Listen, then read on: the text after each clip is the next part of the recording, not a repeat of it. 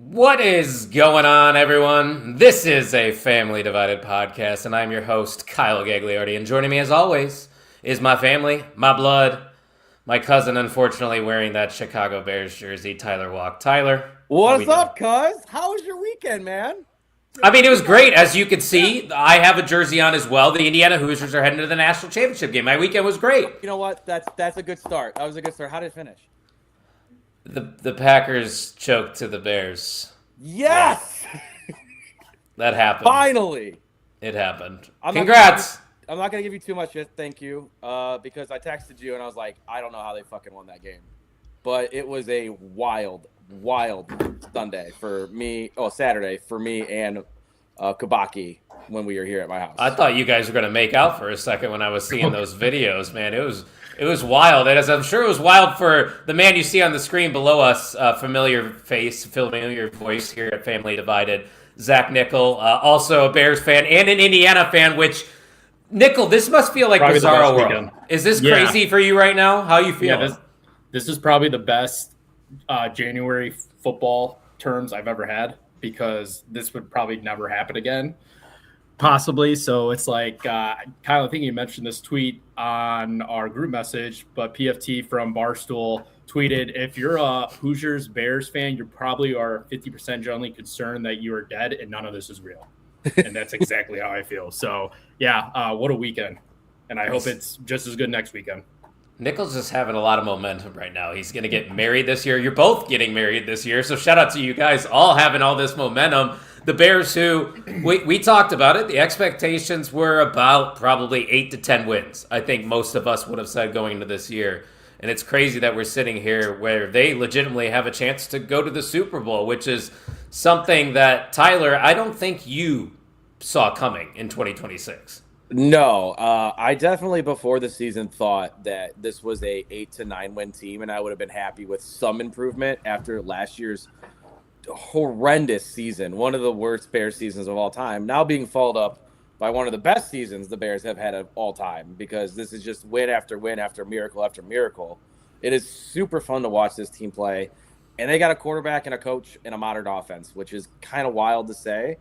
Obviously, there's still going to be doubters out there, but at a certain point, you can't. Your eyes tell you one thing after he's done it like 8 times this year, that he's going to come back and always keep you in games, which is something the Bears have never had. Nico, before I ask you, your thoughts on the Bears game, we're definitely going to do a deep dive into that game because there's a lot of shit that is going to come out of that game, especially for the Green Bay Packers. But I got business to handle with my cousin real quick because you texted me at halftime, basically insinuating that the game was over, the same shit was going to happen. And then I told you straight up, Tyler, shut the fuck up. Have you seen a Packers playoff game before? And then look what continued to happen in the second half. The same thing happens every single time, Tyler. And this is why I said, shut the fuck up to you. You know me, I don't want to be mean to you, but you brought that out in me, so I'm not going to apologize. I would say the only reason I didn't think it was going to happen again is because it already happened this football season. Yeah, it happened twice. It was deja vu. So Speaking of deja vu, happen again. There's a guy in the studio. Should we let him in? I don't know. Did you figure out Firefox? I think he figured it out. Oh, hey, Aaron. Can you hear me? We can hear you. Can you hear us? I can. I just can't hear you through my headset, but I'll get that fixed. Yeah, I had to go to Chrome. I don't know why Firefox wasn't working. Well, because StreamYard usually only runs with Google Chrome. So it's good to have you here. Welcome back to A Family Divided. Obviously, you had yourself a wild weekend being an Indiana grad like us. So how you feeling coming off of that big win? Scared. I'm so scared for Monday. No. Oh, yeah. I'm telling you. Why would you be scared?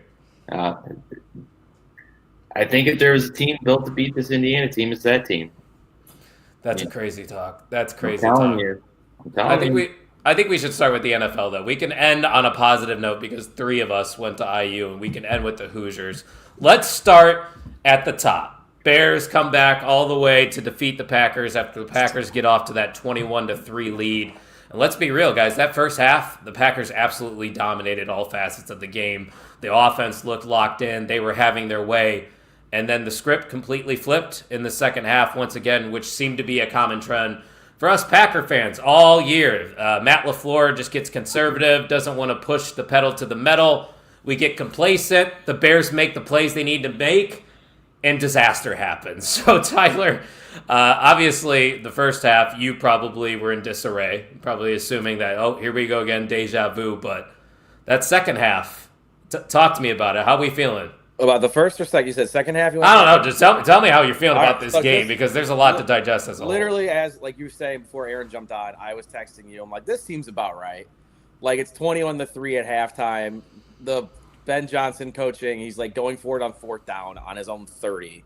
Because, of course, he does that, and they score a touchdown right after that. I'm like, this is going about how I expected this to go. Part of me, like the pessimistic part of me. And then part of me looked at Mikey, and I looked at, like, just looking at him like, you know what? It's not over, right? Like, they've done this like 6 more times, and then I placed a bet to win for them to win the game at halftime, and then just the roller coaster started from there. Because they made play after play. Caleb's 4th and 8 to Rome when they were down 11 is one of the best throws I've ever seen. Wait, I think Tyler's echoing through Aaron's computer real quick. I think I am. Oh, no, you're good now. I'm Okay. trying to fix it. Oh, jeez. All right, you're good. Don't worry. But yeah, I mean, then just the play calling after that and the ability to just everyone was open. They just kept getting open receivers, and the Packers defense just was on their heels the entire second half, probably thinking the same thing. Oh shit, here we go again.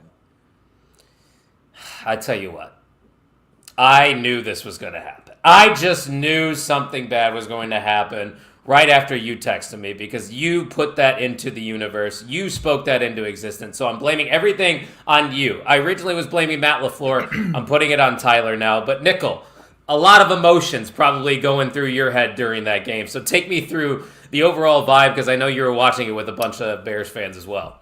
Well, like I said, I didn't think it was going to happen twice since it already happened this year. And, being down 21-3, Packers getting the ball at halftime, I'm like, there's no way this, especially with how this defense has been playing, there's no way they're going to be able to score enough points in the second half to come back from this.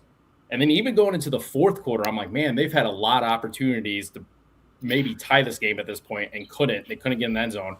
And then they scored 25 points in the fourth quarter. I don't even know how that's possible for an NFL team to score 25 points in one quarter. Because that, do the math, that adds up to about 100 points a game. And they scored 25 in the fourth quarter to come back and win the game. Never thought it would happen. And like Tyler said, the throws were being made. Caleb's 4th and 8th throw. The 5 or 6 throws to Colson Loveland in the fourth quarter, they just kept coming. Well, Aaron, let me go to you, because you're non-biased here. You're not a Bears fan. You're not a Packers fan. To me, and that maybe this is me just being the fickle loser that I am, the Packers fan, the Packers didn't lose twice to the Bears. They choked the game away twice to the Bears. That's how I view these 2 losses. Green Bay handed Chicago 2 wins on a platter. I don't think the Bears are a better football team than the Green Bay Packers. I know you guys beat us 2 out of 3 times, but I would still take that Packers roster over the Bears. Once again, you can call me biased. Aaron, I'll let you, feed off of that. Well, definitely the Malik Willis game. Yeah. Because realistically, Dobbs to blow that onside kick. And then again, the fact that the Bears couldn't beat Malik Willis, and albeit I think Malik Willis is good, but might be the Jets quarterback next year. Yeah, it could be. No one wants to play there. But then, man, that last game in the playoff game, I picked Green Bay because you get a healthy Jordan Love. Bears get no pressure. Their defense is completely reliant on turnovers. When they're not getting them, they get carved apart. Yeah.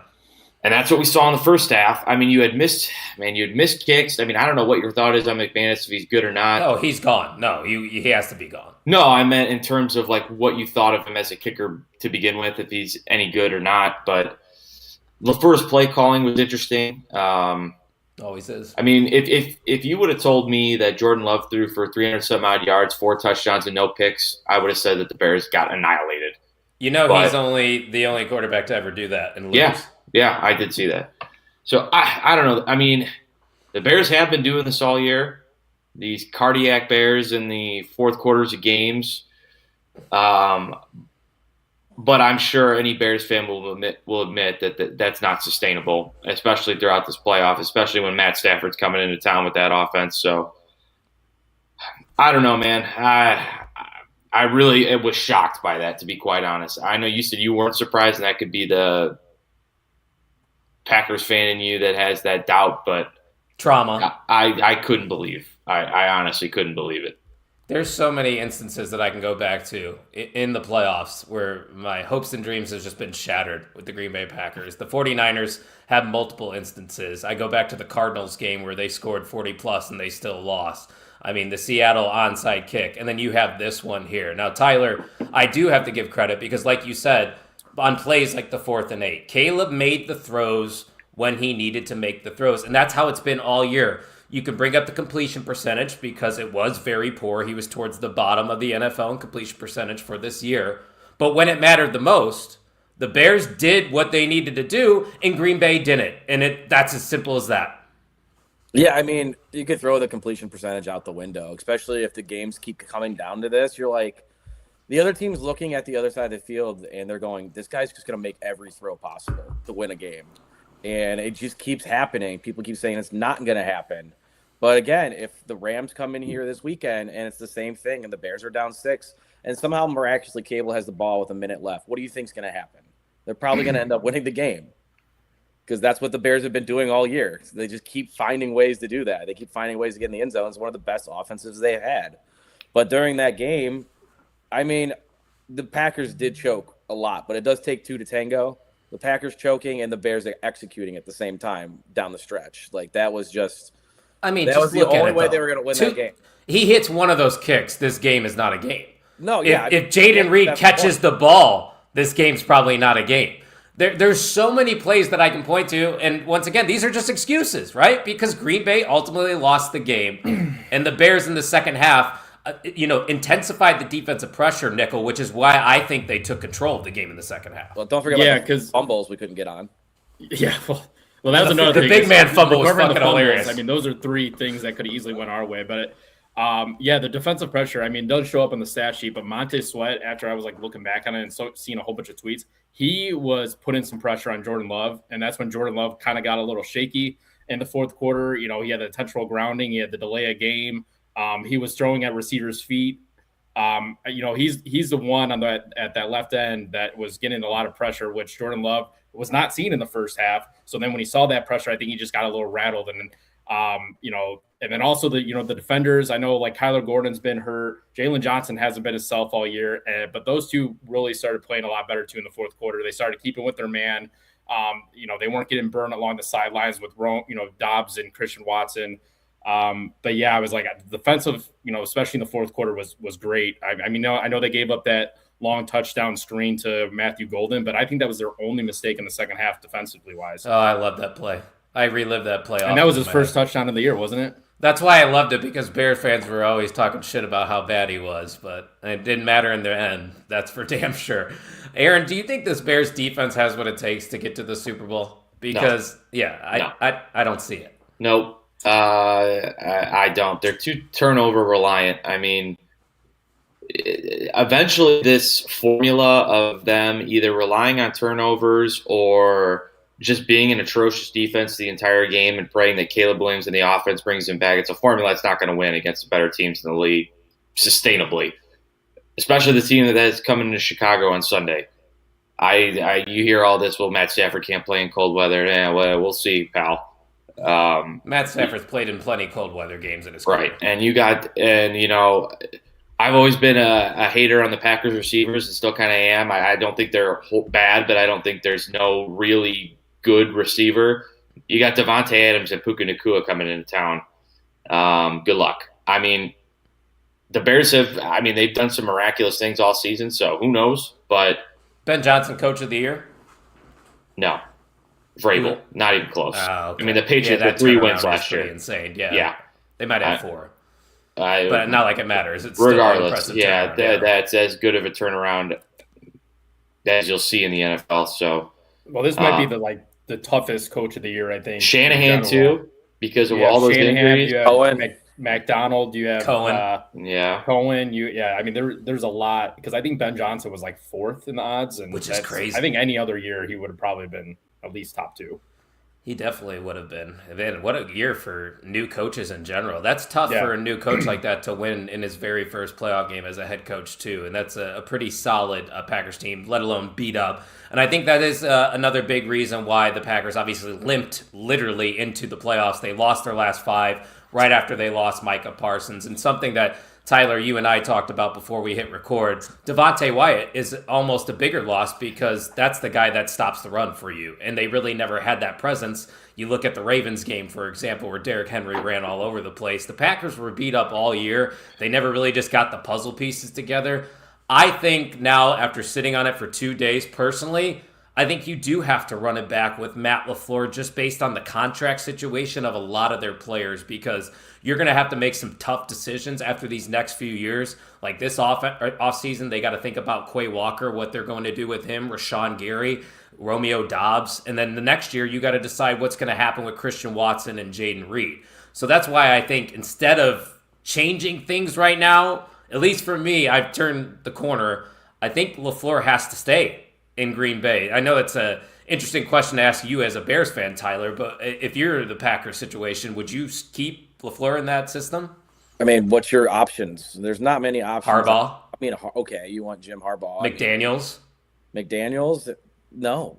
Well, he's probably worse than LaFleur. Yeah, he's probably worse. LaFleur is like what? Missed the playoffs one fucking time in the last 7 years? Thanks to the 7 seed, that's why he gets in. Right, but he gets in. You're still playing for a championship if you get in. And yeah, they've been inconsistent. And yes, they have only won one playoff game in the last 4 years. But Bears fans would have died for getting into the playoffs for the last 4 years. I mean, I had a stat where I brought up like the Bears only made the playoffs like in my lifetime like 25% of the time compared to the Packers like 70%. I was gonna say I'm used to being in playoff football. Yeah. So you have to run it back. I mean, you still have all the pieces. Tucker Kraft will come back next year too. That's another big piece I forgot about. Yeah, and they're already talking their shit to the Bears, tell them like wait till 85 comes back for Tucker Kraft and stuff like that. It's like good. I mean, your head coach ignited the rivalry once again. So I want to thank him for saying fuck the Packers because now, Nickel, I think these games matter. Like those 2 games next year, there's going to be some physicality, and I wouldn't be surprised if we see some fights. Yeah, I mean, like with the whole LaFleur situation, I think his best thing to do is maybe give up the offensive play calling and just be a head coach and then hire an OC based on what his traits are and just see how that goes because I think like the biggest thing I know just with him is just he gets caught up in some things during the game as the game goes on about just taking weird timeouts or just not having the right play calls in at the right time. And I think that's just because a lot of pressure just gets on him doing both at the same time. And usually you can see a lot that in the NFL that's not really sustainable if someone's, like Ben Johnson does this is give play calls while being the head coach. So you can't just let it get to you. So I think that's the way to do it. And, like you said, this rivalry is probably the best it's been and since probably the 2011, 2012 era. So it's like you want to keep them around to try to, see where things goes maybe for at least one more year. Maybe that's the best way because, the coaching change in the NFL has just been insane the last couple of years and how there's 8 openings right now. And there's about maybe 3 of those guys I didn't think should be fired based on how their situation is. And then Tomlin, just saying, I'm done with the Steelers. I'm going to try my talent somewhere else possibly, or maybe on TV. So it's just, it's a weird time. And I mean, if they really like someone out in maybe like a Harbaugh or a Stefanski, maybe fire him and try to get that's like a linear move to me. I don't think they're better than it's LaFleur. Nothing crazy. Yeah. Aaron, I know you were with me at the beginning. Like gut reaction was fire LaFleur, but have you sat on that? Do you still think that? I mean, you better have somebody that you are completely confident in that's going to elevate this team. And this obviously won't happen, but if it was a pipe dream, if you brought in Harbaugh and you brought in McDaniels as the OC, and you did something like that, right? Like, obviously it's going to have to be something of, substantial in that regard. I'm with Nickel. I think he just has to give up the play calling duty. Again, and I've said this all year, I think this Packers team is still good. It's still really good, especially when healthy, when they get Parsons still the youngest Kraft back. Right. I still think They're going to kick themselves for not bringing Devontae Adams back. I do think they do need a number one receiver, a guy you can go to late. I mean, there were times where Packers could have iced that game, and there was obviously some fumbles and whatnot. But if you had a guy in Devontae Adams lineup who has cooked the Bears notoriously year in after year out, I still think for them to get over the edge, they need a guy like that. But honestly, I think Tucker Kraft was becoming that go-to guy at the beginning. No, he is. But again, I think you still need a receiver. I think they have a lot of average, and I just don't think when I look back at a lot of these teams that have won the Super Bowl, their whole receiving core was just average. I mean, you don't quote me on that because I'd have to think back, but I think that's a piece they really need to address in the offseason. But, yeah, I think you need to stick with LaFleur. He's got 1 year left on his contract. Now, obviously, I'm sure he's going to want extended, so I'm sure that'll probably happen. But hasn't happened yet. It's been a couple days. It probably will. But, I mean, I guess back to the point. I think you got to stick with LaFleur unless you have something where it's like, all right, I know this is an upgrade. And yeah, like I know they mentioned that Harbaugh has ties, right, to the Packers owner, like his son or something like that. I don't know what it is. There's a lot of things that the Packers got to decide. Like, I don't even know if I'm sold on Josh Jacobs running it back another year with him. I think you might have some questions there. And another thing is offensive line. There was a lot of injuries as well for Green Bay. But enough about the Packers. The Bears have a game this week at home against those Rams. So, Tyler, how do you see this one shaking out? Because, that, like Aaron said, that you got two dangerous weapons on that offensive side of the ball in LA. I mean, this is easily the best team the Bears have faced all season. It's not close anymore because we were all talking about the Rams weeks ago, talking about the best team in the league, and they were losing a couple of games here and there. You just got to hope that's the same thing because they just played the Panthers last week, and they barely squeaked by the Panthers. And I know they should have lost. They should have lost. I was rooting for the Panthers because it's like Panthers-Niners. The Bears would have got the Panthers in the next round, which would have been wild. But they are very, very, very talented offense with McVay as the head coach. Aaron's already touched on Adams. He's already touched on Puka. Those guys are monsters. And then their running game with their 3 tight end sets they've been running this year with Higbee, Parkinson, right? Parkinson, and I forgot the other guy's name. But those 3 guys, then they'll run it down your throats or pass it out of that. And Stafford's good enough is able to he's just one of the best quarterbacks in the league. He's good enough to MVP candidate. Yeah, not move on the fly, but transition on the fly for different offenses, and that's the same thing for McVay. Their holes on their defense, though, they also have holes on defense. They are not a great defense. They have a good scoring defense. They haven't allowed many points, but they have allowed a lot of yards because their back end in the secondary has been very, very average and can be beat, which is one of the Bears' strengths with their wide receiver cores and their tight ends and the way Johnson schemes them up.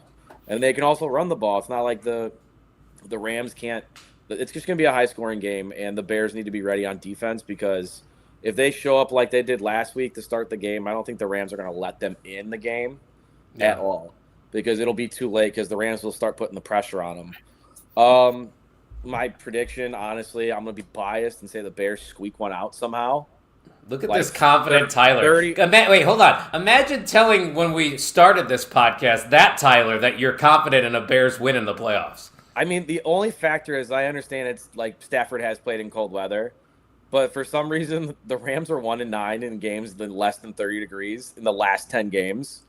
That's something you look at and go, that's 10 games of sample size, and that's a pretty big sample size. And he's got a banged up finger. I'm just going to go with the hot team, not the Rams, who've been playing not their best football for the last 5 weeks. I'm going to go with the team that just beat their biggest rival that have been big brother to them for the last 36 years.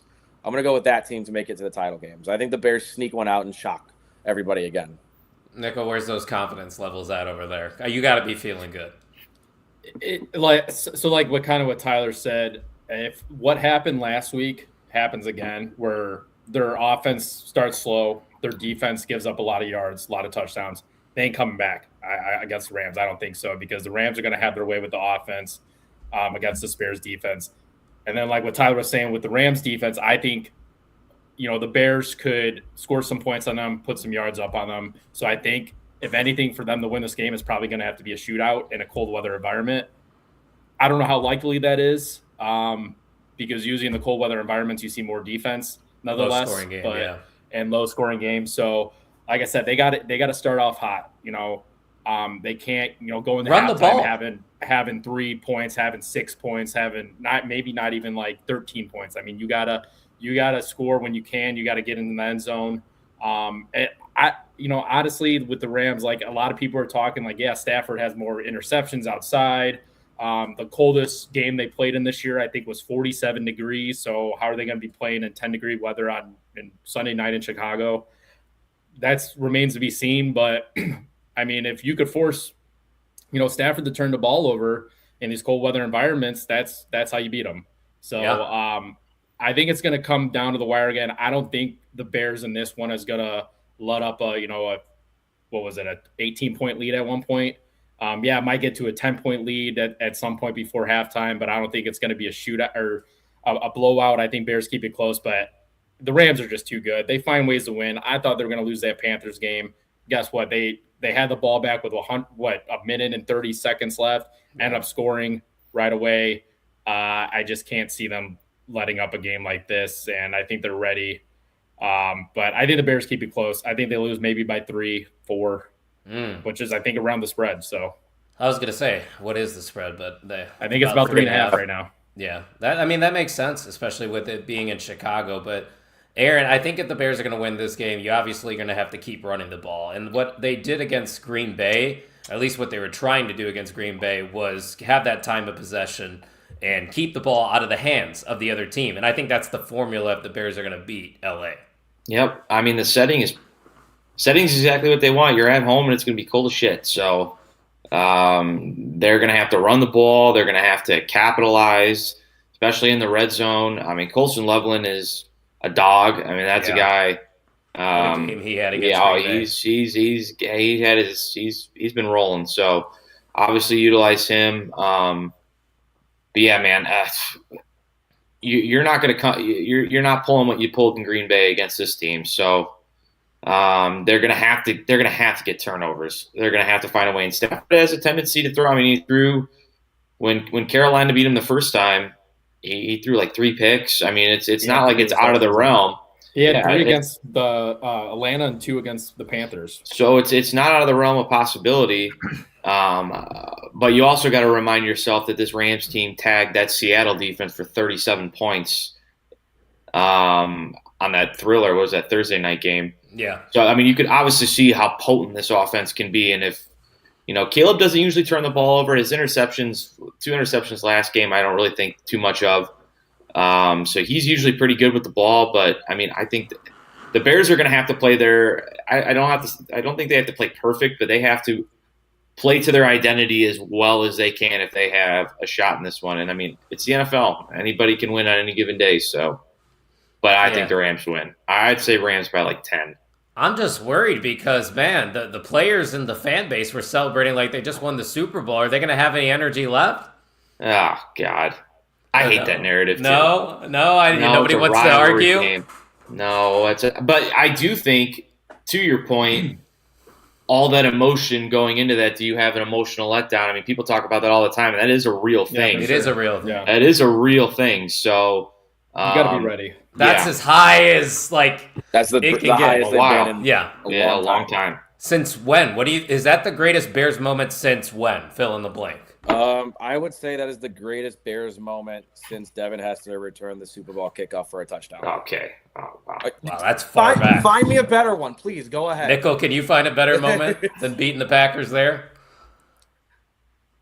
Honestly, the only one I could think about is making it to the NFC Championship game back in 2011, where they lost to the Packers, where Raji had a pick six to seal that game against Caleb Haney. But yeah, recently, I mean, obviously that's the first playoff win they've had since that year. It's been 15 years. I mean, been 15 years. So Since they won a playoff game, it was that long? Yes. No. I thought they won one back in 2018. I thought they beat Seattle and No, they lost to the Eagles off the double doink. That was the first game. I didn't know it was that long for you guys. Now I kind of understand why the city almost burned down. Yes, that was the first one in 15 years. Holy shit. Been, I had hair. 21. I barely was able to start drinking when they won their last playoff game. That's insane. Okay, fair enough. I'll let you guys have your moment. Why, does Aaron think this is wrong? Are you trying to correct them? Well, then I blame a certain somebody's dad for telling me something different. Oh, so somebody else was wrong. Okay, Aaron's going to blame them. Let's quickly go through the rest of the games because the NFL playoffs, at least the wild card round, was really fun, especially this Jaguars-Bills game. The Jaguars looked like they had it for a second. It went back and forth. It was, flip-flopping between the two teams, but ultimately, Tyler, I'm not surprised that Josh Allen and the experience of the Bills ended up beating out this Jags team at home. Even though the Jags had a great year, I think they're still probably 1 year away from being a contender. Yeah, this is something, if you're a Jags fan, you have to build on, but you can't miss opportunities like this. This whole game came down to one team fucking had Josh Allen, and the other team didn't. That's pretty much how I looked at it, because he just found ways with these no-name receivers that were dropped all season, like Gabe Davis, who's now out, and Brandon Cooks, and he's just completing passes left and right, just making them look like superstars, and the Bills ended up winning. And I couldn't believe it. I was just like, are you kidding me? I know. I wanted to see the Jaguars actually get a win, but Nickel, the Bills, man, I think that's a team that not a lot of people have been, mentioning Super Bowl. They were at the beginning of the year, but, as the year went on, I feel like less and less people were. I feel like you still can't sleep on the Bills potentially being, holding that Lombardi trophy at the end of the playoff. Yeah, I mean, this is the year to do it because you don't have Mahomes because he's been your killer the last, 3-4 years now. You don't have to worry about Lamar Jackson. Eagles are gone. You don't have to worry about Joe Burrow. But obviously, you have Drake May this year, which you might have eventually go to. But, I mean, if this is the year, I think after this, there's going to be some struggle in the AFC to try to make it to the Super Bowl. So I know they have to go to Denver this weekend. I think that's going to be a great game because, like Tyler said, Josh Allen can keep you in anything. And the Bills, the one thing that's been kind of killing them this year too is their defense. Their defense hasn't been that great. No. They give up a lot of yards. They don't have really any huge names on that defense that could put a game away. But that defense against Jacksonville actually played pretty decent. They forced some turnovers on Trevor Lawrence. I know Trevor Lawrence hasn't been great until probably the last 6 weeks or so, but I think if the Bills have a chance to make it to the Super Bowl this year, it also has to rely on that defense, not just Josh Allen. Yeah, well said. Aaron, anything additionally from this game that you wanted to touch on? Well, T-Walk nailed it. One team had Josh Allen, the other team didn't. I mean, that's naturally what – and I'm fairly certain, and I could be wrong, that the Bills were favored against Denver. Are they on the road? I just checked. The Denver has the line right now -1.5. Then it might have flipped because that's what they were talking about on shows this morning. Yeah, it flipped. So at Denver is favorite. Dude, that's a tough one. That's going to be an interesting game. Aaron, I'll let you go first on this one then. For the 49ers who got the win over the Eagles will not be repeating this year. I don't think that's too surprising the way that the Eagles offense looked towards the end of the year, but man, the 49ers, another team that's just pesky. They just hang around, and they were beat up all year, Aaron. Oh, I mean, again, really, Shanahan. Yeah. I mean, that guy, what a hell of a job. I mean, the injuries that he dealt with, Fred Warner, done. I mean, at least you think he's done, even though he's opened his practice window. Yeah. Bosa, done. Ricky Pearsall missed every game. Then Kittle, literally in the beginning, tears his Achilles. Brock Purdy missed a ton of time, and you had to use Mac Jones, and Mac Jones looked like he was a number 1 overall pick when he played. He did. But again, the Eagles, I mean, something was wrong with that offense, and obviously they're gonna, by firing their OC, that's the route they're gonna go. And this is Jalen Hurts' 5th play caller since he's been there, whoever that is that they decide to hire. But AJ Brown's got to go. I think on that side, that guy, I'm pretty sure when he leads their team in targets, they don't win. They haven't won when he's always open, guys. Have you seen the commercials?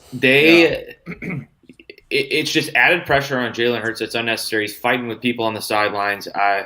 mean, that offense has so much talent. That team has so much talent. So I think it's going to be a flip of the switch before they're back and rolling again. But I mean, there's really not a weakness. I mean, tight end's good, receivers are good, running back's obviously good, O-line is good, D-line's good. I just don't think there's team chemistry there. I think they lost the locker room in that game. Honestly, I think that might have killed the Eagles. I don't know. Like, this is according to other. Well, this is like according to other people, but you know, a lot I've heard on these like sports shows that like Sirianni's a really good motivator. The team has a lot of respect for him. He's a good locker room guy. I just think there was an issue with the offense, and I don't really know what that issue is. Obviously, they're going to try to address it, but it had been a plaguing them all year, and naturally, it plagued him when it counted. Well, Tyler, didn't Saquon kind of have an off year for the Eagles? I think that might have been an issue. He did. I mean, they had a banged up offensive line too. Yeah, the banged up offensive line doesn't help, but there's always this trend where running backs get a ton of carries the year before, where it's like 500 or something carries, and they come out next year looking flat. That's exactly what happened.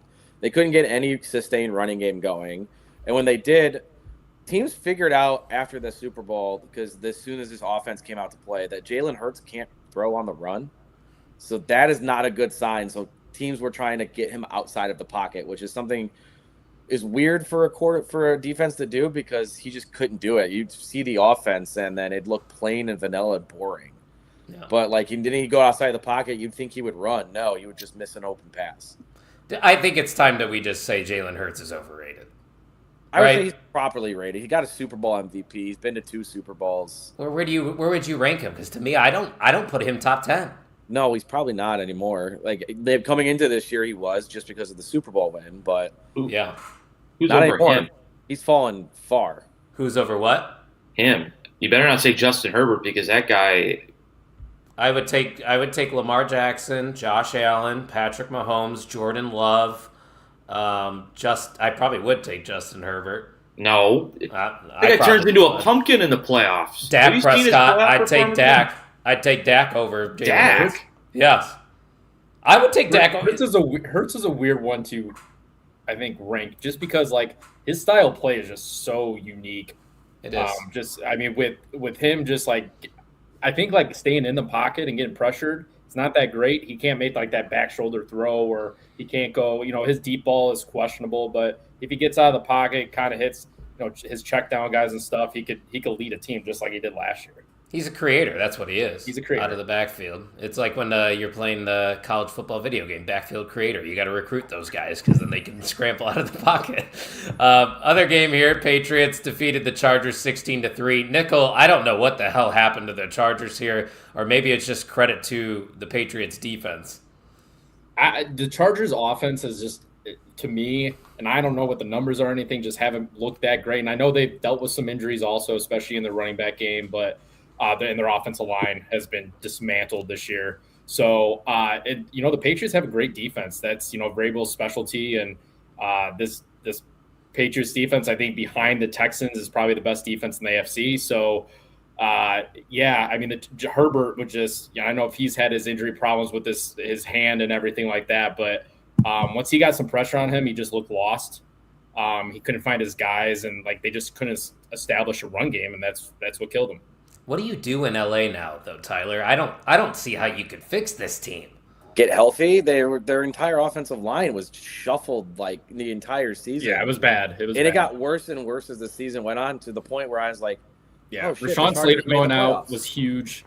Joel Alt being out for a long time was massive. I forgot about Alt, yeah. It's just when you lose your tackles, it's just really hard to replace those all season long.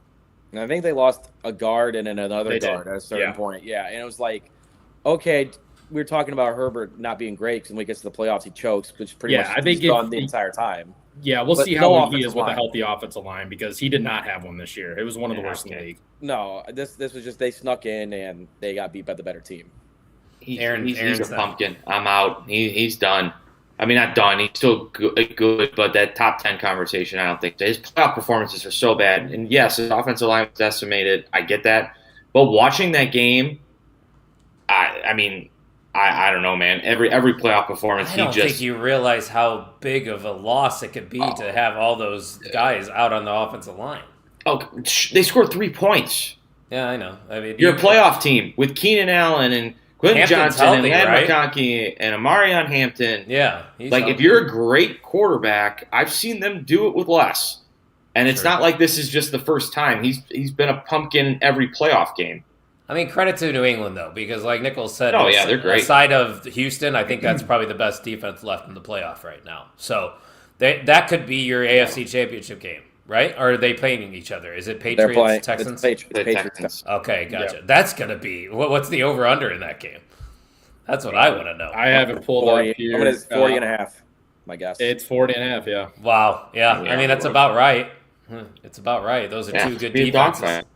I mean, look at what they did to the Steelers. The Texans 30-6. I mean, I don't think Rodgers had a chance against that defense, which is unfortunate because I think my GOAT is going to have to retire now after this, especially with Tomlin gone. So I do want to get it, since I have this platform, I do want to thank Aaron Rodgers for all that he has done to NFL football and the Green Bay Packers organization, because to me, I don't think there's a better thrower of the football in NFL history than Aaron Rodgers, and they can never take that away from him, at least on my end of things. But regardless, this game was never close, Tyler. The Texans absolutely demolished Pittsburgh in every facet. Pretty sure it was 7-6 in the fourth quarter. Yeah. So it was closer it than you was. think. But then Yeah. all of a sudden, it just felt like this Houston tidal wave defense because they got two defensive touchdowns out of that. And I don't know how the Steelers weren't able to just They had, I think C.J. Stroud turned the ball over 3 times. He had So I 5 still don't fumbles. know- 5, yeah. I still have no idea how the Steelers like. I look at this. Five. It was Like, 7-6. how did the score ended up like this? Yeah, I was like, it's 7-6. What the fuck happened? I was worried about a -3 for the Texans because it was that close, and then all of a sudden, I'm getting ready for bed, and it's like 27. It was like 24-6. I'm like, what happened? Yeah. It was wild. Obviously, I don't think they had enough firepower in the Steelers side of things to keep up with them in the fourth quarter. But the Texans, I don't know, man. Something's telling me that they could beat New England. Is anybody with me on that? Nah, I like- Nico I mean, Collins, right? Yeah, that's what I was going to He's- ask. I saw he's he out. got a concussion. I think for he's sure. out. Ugh, Yeah, that's but I not mean, good. it's their offense I think is going to struggle with that then, but their defense, it's like championship caliber defense. So who knows? Like, it wouldn't surprise me if they went into New England and beat them. All right, real quick before we go and move on to Indiana and get the hell out of here. Give me your Super Bowl pick and who wins the Super Bowl. Tyler, you go first. Well, I can't. I kind of have to back up what I sent to Nickel not too long ago. I'm gonna have the Bears winning the Super Bowl over the Bills. Jesus Christ! So Come on! He has a Super Bowl bet. I made this bet before the I know. Bears Packers last game, not this game, but the one before it. I said, "Fuck it, why not?" And I just let it ride. So I'm letting it ride. That's what my heart and my mind is hoping for because that's like grand right there. It's a nice bill. But if I had to actually pick, I'm gonna say Seahawks, Patriots. I'm gonna get a rematch. But I'm Way to go with the one seeds. gonna go Bears just for it's family divided. So here we are. I mean, fair enough. You might as well just go with the Bears at this point because it's craziness that's happening in this world. 2026 football makes no saying. sense. So, Nickel, what's your Super Bowl pick? Because we probably are never going to have another podcast until next year. Yeah, I mean, if Seattle wins this week and go through Seattle, it's going to be tough. So I think Seattle gets there. AFC is tough, but, I'm just going to go off a limb and say it's the Bills' year to get to the Super Bowl without all those quarterbacks, stopping them. And Josh Allen actually proves what he's worth, and they get to the Super Bowl. So Bills, Seahawks. Aaron? I'm on the Bills train too. I think if it's now or never. I think if it doesn't happen now, it's never going to happen. But I for some reason I do like them against the Broncos, and they've beaten the Patriots before if they got there. So I'm going with the Rams. I know Seattle's great. Sam Darnold, I'm pretty sure, turned the ball over 20 times this year. Yeah. I don't trust him, and if the Rams have to go into Seattle. Like I said before, they tagged him for that defense for 37 points. It's not like they're incapable of tagging up that defense. So I'm going Rams, Bills, Super Bowl. That's from. Okay, I do want to preface this. Obviously, we don't talk about our predictions before we record. And the last time me and Aaron agreed on a game was the Packers over the Bears, and it didn't go well. But I was thinking deep down, Bills, Rams. All year, I think they have the firepower to keep up with anybody. And there's just something about this year for the Bills. I think everything's aligning for them. They have the easiest path, at least, to get with the inexperience of Bo Nix in the playoffs. The inexperience of Drake May in the playoffs might come into play eventually. We'll find out. But I also have Bills Rams. And I think the Bills are going to end up winning the Super Bowl this year. I think it finally happens for them, which I'm sure Bills fans would love it. But hey, Tyler's got the Bears winning the Super Bowl, so that's all that matters, right? I believe it. Oh, Jesus Christ. It didn't go. Play? It didn't go as well. It was the Stranger Things. I believe. Okay. All right. Well, Nickel, join me. come on, Nickel. You're feeling it, right? Super Bowl? No, not this year. No. I tell I'm a you one realist. thing. I'll tell you one thing that we're feeling over here. The Hoosiers are feeling the national championship vibes. It's insanity because we said it on the last episode, but you guys probably didn't even check out the last episode. But Indiana, the second worst college football program in the history of college football, Aaron, is playing for the national championship game. Not only that, 15-0, about to go 16-0 potentially. As an IU fan, this is one of your teams. You don't have many teams that you stick to. You went to IU, you've gone to a few games, you left early at halftime, you've been through it all. So, how are we feeling now that this is setting in? Indiana is about to play for the national championship game. Nervous. Just tons of nerves, and I've gone down rabbit holes that I probably shouldn't have gone down, and just listening to like everybody's opinion. And I there's some things that are driving me nuts. Like I cannot stand when we're comparing schedules. It's like, well, on the Indiana side, it's like, well, they lost to SMU and Louisville, and then on the Miami side, it's like, well, you played the big boys at Penn State, and that game was close. And you played some big boys at Iowa, and that game was close. And I'm thinking to myself, both these teams are not the same teams they were 3 months ago. So why are we even going there? This Miami team that lost to SMU and Louisville is not the same Miami team. This Indiana team that had a comeback win against Penn State, and a close win against Iowa, not the same team. And then they start comparing how they did against Ohio State. I don't care. None of that is relevant to me at this point. In terms of the game, listen, I was nervous for the first two games. They obviously beat the living crap out of Alabama and Oregon. Miami, we're going to their home place, and I know Indiana fans will travel. Oh, they're going to travel. You saw what happened at the Sugar I Bowl, understand or no, that. Peach Bowl, sorry. A lot of the things I see on the Miami side of that, they are just in distraught that they are this big of an underdog against this Indiana team. Now, again, when you're looking at Miami, they got a 6'2", 240-pound running back that can run the rock. Indiana's not seen anything like him all year. In the trenches, they are disgusting. Malachi Toney is Tyreek Hill 2.0. And, Carson Beck's got experience. So, again, it is a little concerning. I do think Miami has the formula to beat them. Now, will that happen, and will Indiana just blow the doors off them too? Maybe, but, again, I'm scared. I'm nervous. I don't just like the other two games, I don't expect them to blow out this Miami team. I expect this to be a dogfight, and hopefully we prevail. I don't see it, man. I felt confident all year. Me and you have at least stayed consistent. I know Aaron has pretty much been nervous going into all the big games. And me, I have all the confidence in the world in Cignetti and the way that he has constructed his roster.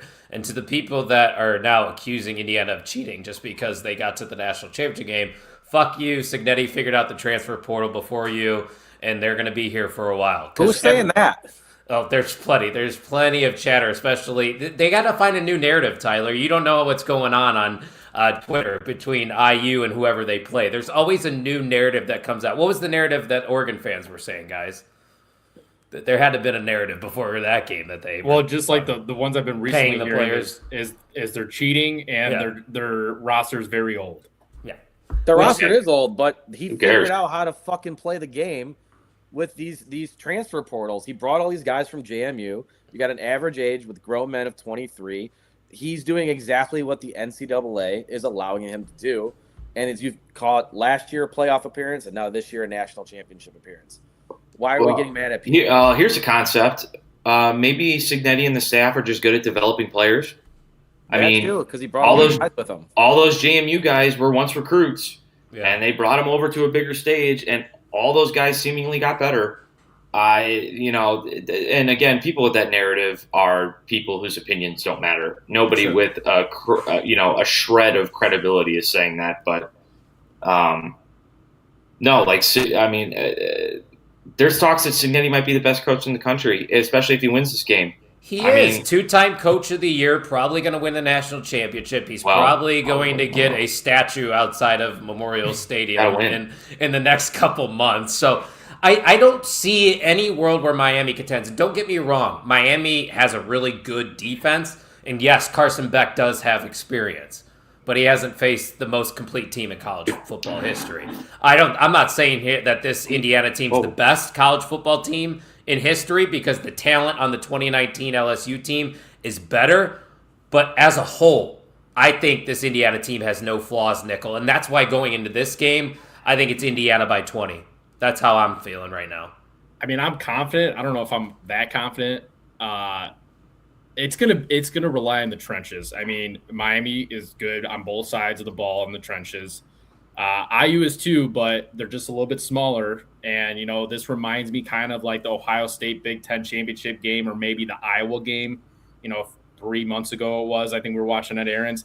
Those are the games you have to win in the battle to win those games.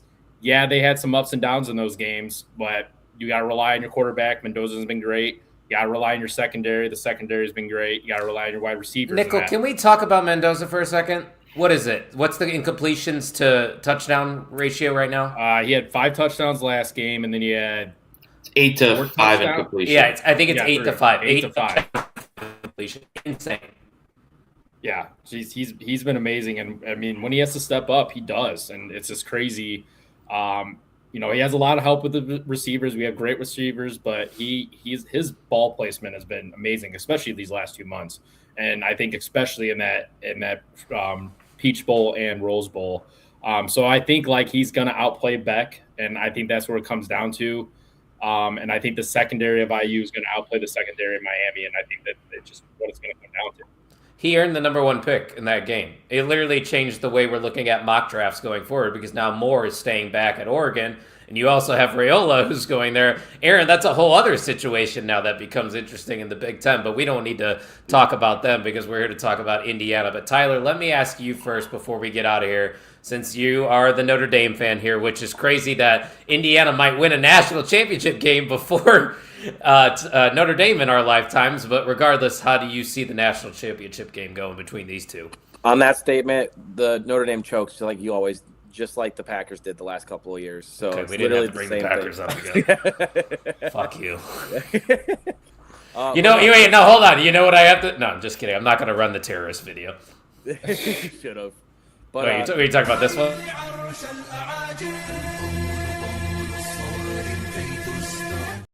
There you go. That's all I got. That's all I needed. But this is insane. Like the fact that Miami's made this run with a talented roster, and they were on the outside looking in for a while due to some shenanigans by the committee. They got the team right, but they're in and they're playing the best football they played all year. And they have a lot of talent on both sides of the ball. They're fast, they're big, they're strong. Is the U back? Right now, they're back. They're playing in a national title game. I guess so. But guess what? They're going up against this juggernaut that I've never seen play football like this. They just dogged walk two prestigious programs. I mean, what about Miami last game, though, against Ole Miss? I mean, they probably should have won that game by 21, 24. Yeah. Because they kept shooting themselves in the foot, and they were making mistakes, and they're a big penalized team. So that's another thing you got to think about in this national championship game. IU does not get penalized. They're a disciplined football team. Miami is not. And that's why I have all the confidence in the world. They're disciplined. They don't make penalties. They don't make mistakes. They don't turn the ball over. And they take the ball away. They get takeaways. So it's like, where does Miami win this game unless they control the time of possession and keep Indiana off the field? I think that's the only way they can win.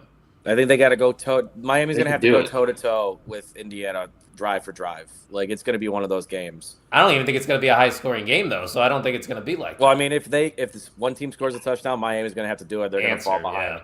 Yeah. They're going to have to answer. Indiana's got to get out in front because I think if you start putting the pressure on Carson Beck, who I don't think is great, and they have to get away from the formula of running the football, then that's where I see Miami in big time trouble. But again,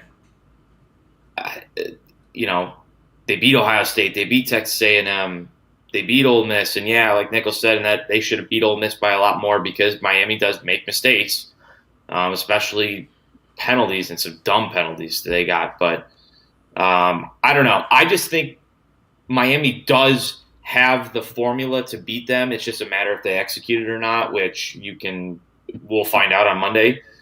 But I mean, your pick's still Indiana, right? There's no way you're not. No.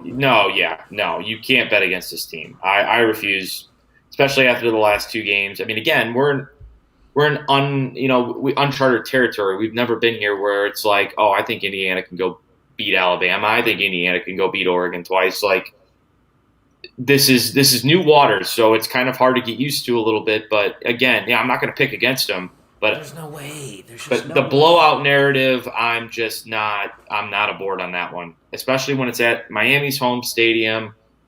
It's going to be 50-50. They're playing and they're playing the underdog, which is just insane to think about. Yeah. The U playing the underdog. Right, yeah. Exactly. And again, if they get pressure on Mendoza, and that's been my one criticism with him is when teams start getting pressure on him, he takes a lot of sacks.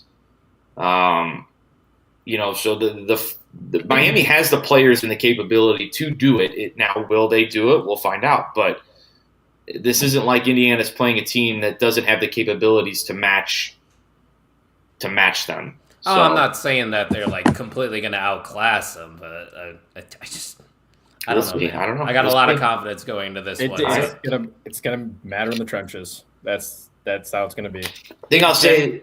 Oh, God. No, I don't really have anything important. Well, I would just like every time they play one of these big schools, whether it was Penn State, whether it's Bama, whether it's Oregon, at this point in the season with Indiana, other than maybe a few really good skill players, like even then, like Indiana's not going to see anything they haven't already seen. Like, oh, they're too small. Well, I'm sure they were too small against Ohio State. Yeah. I'm sure they were too small against Penn State. I'm sure they were too small against Alabama. Now, Fletcher, Miami's running back, I think that's something that they have not seen, and I'll be very curious to see how that matchup goes. But, I mean, they saw Jeremiah Smith and Cardell Tate, and I know Tony is really good, but I can't imagine that he's that. I mean, he's probably going to be the second best receiver in the country next year, if he's not already in the conversation now. But, again, Indiana's seen really elite skill players like him and still won the game. So I think it comes down to Miami's ability to run the football because that dude's a tank.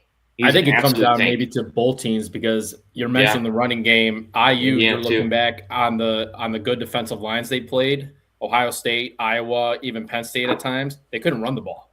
They weren't establishing a run game. So Mendoza had to go, beyond and hit his plays because their offensive line just is not as great against bigger defensive linemen as some of the other schools. Like I saw it in person against Ohio State.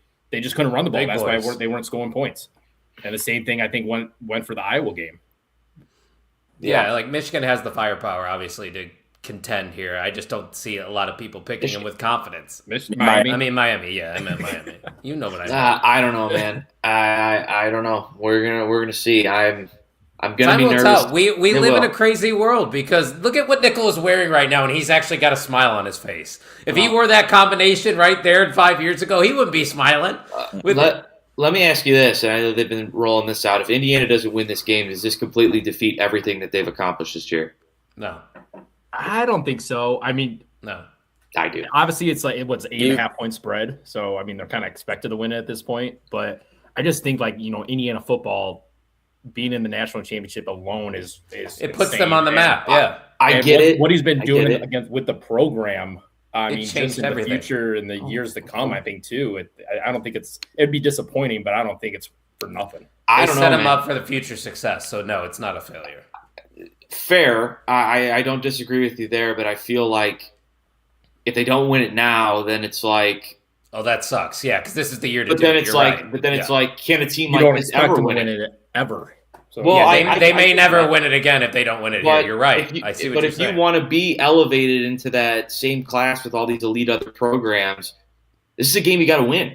It just is. I mean, there's not a lot of college football teams in the modern era, like just saying with the last 40 years, have a national championship. I mean, that's rare to come by. So I just don't think like them losing it. It's like, oh God, I mean, that's like the end of the world. But I mean, see where it's the best opportunity you're ever going to have Yeah. with Indiana football winning the national title. It's maybe, insane. maybe who knows? Yeah, I mean, yeah, they loaded up on the transfer portal next year, but who's to say Hoover's anything close to what Mendoza is this year?